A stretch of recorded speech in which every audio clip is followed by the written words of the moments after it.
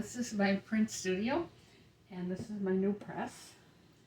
And the new press was quite a thing to try to get into the house. It weighs over 700 pounds, and it had to be leveraged and jacked and leveraged and jacked and onto the porch and up the steps and here, and then it had to be jacked up high enough to get the stand underneath it, and then a post had to be put under it in the basement because it is so heavy. We could see that it was not a good idea, and thank you, Steve, for doing all this. Okay, for an etching, and this is a blank zinc plate with nothing on it. This is a zinc plate that's been etched, and here you can see the design of it. The back is enameled so it doesn't dissolve in acid. This part is covered in a wax, and then the various shapes are drawn into it. And once that happens, it's put in a bath either of acid, or now I have an electric etch, which does not produce any fumes and doesn't produce any, you can't hurt yourself with it, you can't spill it, anything, you can spill it, but nothing's going to happen. So it is basically zinc sulfate, electricity, a zinc grid, a copper lead, and 2 electrodes come from this transformer. And then the plate is put in here underneath all that, and the electric current will etch out where you scraped away the wax. So that's how an etching plate gets made. Etchings aren't the only kind of print I can do here. I can do a collograph. So collagraphs are basically a kind of plate that you build up with cardboard. So this is a collograph. It's built up with layers of different paper and cardboard, and then that can be inked. It can be inked like an etching, which I'll explain to you in a few minutes how an etching is inked, or it can be inked with a roller, the way a woodcut is inked. This is a woodcut.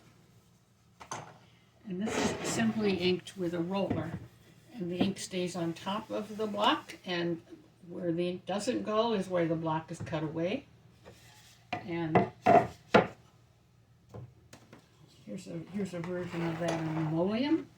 The linoleum is cut away, and the print is made from the raised area. In an etching, the print's actually made from the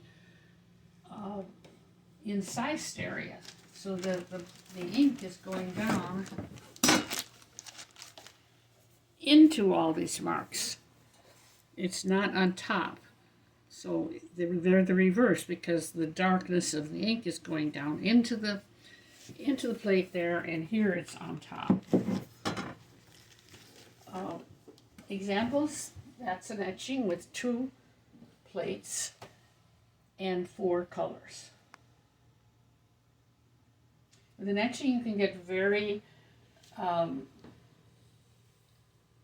nice transitions between one form and another. It's much more like drawing, and you're not limited to just the 2 colors of a collograph. That's a collograph over here on the floor. You see that you're either on or off. You're black or you're white. And anytime you want to make a gray, you have to figure out a way to speckle it a bit so that it's less dense ink. It takes less ink in those areas. Here's a whole bunch of different kinds of techniques. This is another collograph. This is a viscosity collograph. That's based on different amounts of oil and different inks. So you can do with a roller a really runny, oily ink, or you can do a very stiff ink, and they will repel each other, and you'll be able to get a print with different amounts of, subtle tones in it. This is an etching printed in one color. Again, you can see how you can get midtones. You can get every variety of gray that you want. You cannot do that with a block print. The one above it has three different printings, a red one, a green one, and a yellow one. So that's 2 plates with an overroll of yellow. Here's another 2-plate etching. It's very simple. 1 plate is yellow and 1 plate is blue, and a little tiny touch of red put onto the yellow plate. Okay, for etching for calligraph, you don't need anything. You can sit at your kitchen table and paste paper. That's a lot of fun. Here's a big calligraph. I don't know if you can get a good shot of that, but it's called the crossing. A lot of different layers of paper there to make the various textures, and then it's viscosity printed, so the brown and the blue and the yellow are all different amounts of oil in the ink. If you're interested more, there's a little more information on these sheets of paper that explain these various techniques that you can look at. And this is also on my website. This is the stuff that we use to wipe the plate off. This is a brand new piece, and this is a piece that has quite a lot of ink on it. But the plate is inked with a little piece of cardboard. You take a little section of cardboard and you spread ink all over the plate, and scraping off just as much as the cardboard will allow. And then you pick up this tarlatan and you use it, you keep turning it to wipe the plate off until you get it to where the highest levels of the plate, the ones that are the shiniest here, have no ink. And these levels are in between and have very little ink, and they're very pale to all the way the darkest marks. So it's a lot of work to ink and etching. You can work all morning and maybe you only got 1 or 2 etchings inked. Depending on how big the plate is, the bigger the plate, the more wiping it's going to take. Where it's much faster to print a relief print because you're using a roller and you're just getting the ink on it. So etching can be a much more time-consuming process. Then once the plate is inked, do I have anything over there? Yeah. Take the stuff off so I can. There are gauges here on the top of the press, and these tighten or loosen the press, and different amounts, different thicknesses of plate are going to take a different degree of tightness. It's very loose right now because when you are not using it, you let it loose so that you're not squashing your blankets. But when you are going to use it, you set the tightness, which is going to be different depending on how thick the plate is, and also how much pressure a certain plate or certain print requires to make the kind of print you want. Then the plate is put here, and you can see I've squared up myself a grid, and also where these red lines are the sizes that I mostly use.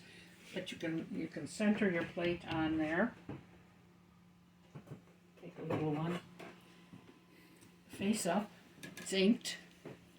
You have to be careful because anything that you smudge onto here is going to also print on your paper.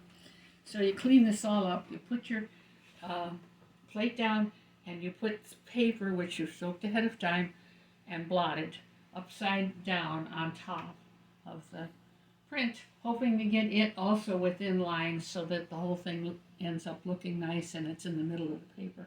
And when all that's done, you put the blankets down. This is called a pusher. There's another blanket that goes under this that's called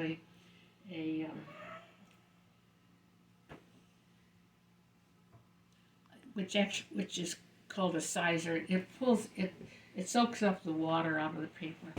And then when this is all down together, you roll it through the press like this. Now it can be hard to roll if all of this is thick. Right now it's very easy because it's not tightened down. So that's how press works. It's not a mechanic. It's not a automized. It's not an automatic thing at all. It's all hand printed, hand inked. If the plate is a wood block, then you have to bring this roller up a long way. See how much thicker it is. And on a wood block, you can print on both sides. That's the easiest way to get two pieces of wood the same size. Let's see. Oh, the tools. So these are all mechanical etching tools. These are different kinds of scribers. You actually digging into the zinc with these. They're very strong and pointed. To make the grays or the mid-tones, you can use these. These are called roulettes. And you're basically pushing these down into zinc. It's soft. But you can also make tones with a system called aquatint, which is a rosin that you put on the plate and heat, or the home remedy for that is to use a spray. So you can take a spray can. You have to try to hit the plate really evenly, so you start way out here and you come across it.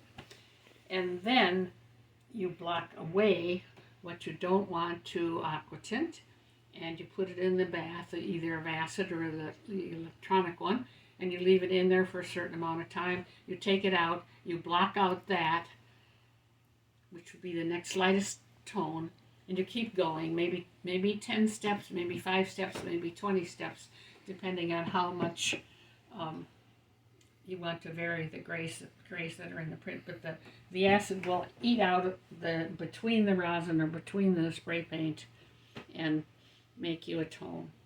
So you're making a dot tone basically with that. This is called a burnisher. With this you can take away something you put in that you don't like, so you can lighten something by squashing down the little dots that are the aquatint, or squashing down the edges of the line that you etched. You can make it lighter. This is a little tool for making a beveled edge. You can see that a beveled edge is nice on a plate. It's not necessary to have that, but it looks really good when it's printed, and you can see that there's a plate mark there. So it makes you a nice plate mark.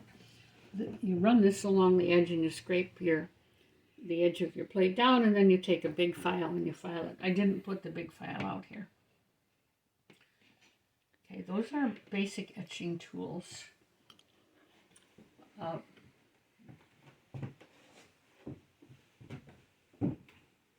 think I've told you a lot about it. I hope I've told you enough.